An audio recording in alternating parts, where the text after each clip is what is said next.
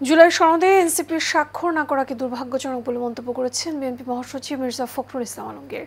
দুপুরে রাজধানীর পানি ভবনে আয়োজিত এক অনুষ্ঠানে এসব কথা বলেন তিনি।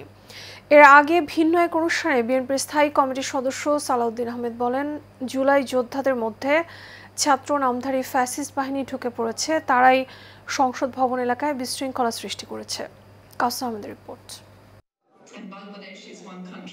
রাজধানীর পান্থপথে পানি ভবনে বাংলাদেশ পানি উন্নয়ন বোর্ড জাতীয়তাবাদী শ্রমিক কর্মচারী ইউনিয়নের সম্মেলনে প্রধান অতিথি হিসেবে উপস্থিত ছিলেন বিএনপি মহাসচিব মির্জা ফখরুল ইসলাম আলমগীর। বক্তব্যে জুলাই সনদে এনসিপি স্বাক্ষর না করার প্রসঙ্গে ফখরুল বলেন, এটা দুর্ভাগ্যজনক। তাই আগামী নির্বাচনে সবাইকে উদারপন্থী হওয়ার আহ্বান জানান তিনি।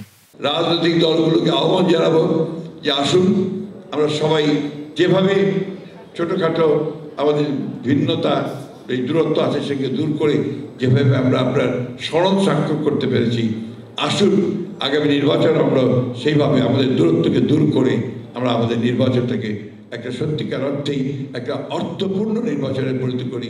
এর আগে সকাল রাজধানীর শেরেবাংলা নগরে শহীদ রাষ্ট্রপতি জিয়াউর রহমানের সমাধিতে শ্রদ্ধা জানানো শেষে সাংবাদিকদের সঙ্গে কথা বলেন সালাউদ্দিন আহমেদ। এ সময় জুলাই সনদ স্বাক্ষর অনুষ্ঠানে হামলার ঘটনার বিষয়ে তিনি বলেন, অভ্যুত্থানের সঙ্গে জড়িত কোনো ব্যক্তি এমন কাজ করতে পারে না। যে সমস্ত বিশৃঙ্খলা হয়েছে আমরা খোঁজ নিয়েছি, এটা তদন্তনাধীন আছে।